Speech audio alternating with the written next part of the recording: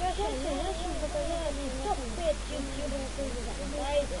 Mislim, sada sam ja mnogi ove, ali uglavnom ovo što gledam svaki dan. A to su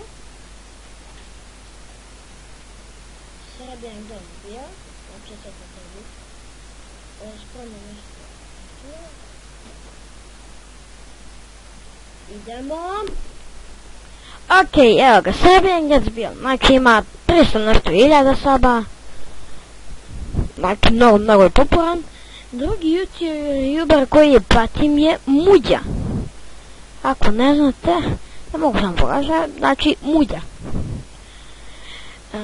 Treći koji pratim, da, to je Animation. Četvrti je WTF George, a peti je PewDiePie. Sad, ove što nisu baš tako popularni, znači nema mnogo sada.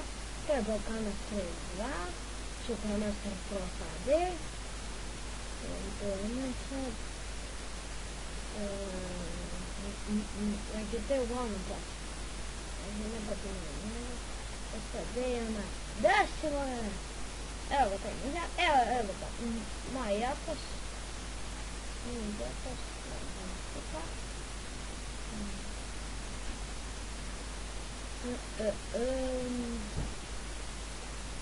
to je to, eto.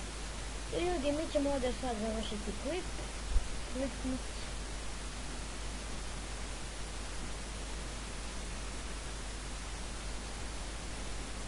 Okej, završit ćemo klip. Ćao!